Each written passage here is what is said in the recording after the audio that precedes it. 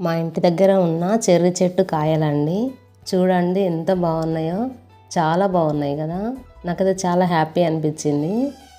ఇవి వచ్చేసి చెట్టు స్టార్టింగ్ కాయలు కాసినప్పుడు సేమ్ ఇలాగే వైట్ కలర్లో చిన్న సైజు ఉండేవి.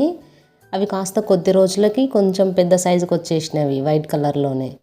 మళ్ళీ నెక్స్ట్ వచ్చేసి అవి లైట్ పింక్ కలర్కి వచ్చేసినాయి. చూడండి ఈ కలర్లో అయితే ఎంత బాగున్నాయో కదా, చాలా బాగున్నాయండి చూడనీకి.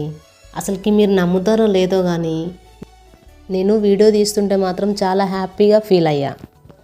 వీటిని చూస్తుంటే మీకు తినాలనిపిస్తుందా? కానీ ఇవి తిననీకి బాగాలేవండి. కొంచెం పుల్ల పుల్లగా, ఒగరొగరుగా అంటారు కదా, అట్లా వస్తుంది అన్నమాట వీటి టేస్టు. వాటిలో నుండి కొంచెం కొంచెం పాలలాగా కూడా బయటకు వస్తున్నాయి.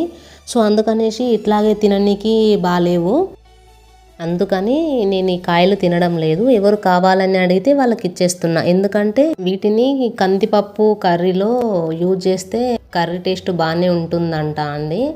ఎందుకంటే చాలామంది కందిపప్పులో చింతపండు యూజ్ చేస్తూ ఉంటారు కదా, అట్లాగే వీటిని కూడా కందిపప్పులో యూజ్ చేయడం వల్ల చింతపండులాగే పుల్ల పుల్లగా ఉంటుందంట. ఆ విధంగా నాకు తెలిసింది చెర్రీ కాయలని కూడా కందిపప్పులో యూజ్ చేసుకుంటారు అనేసి.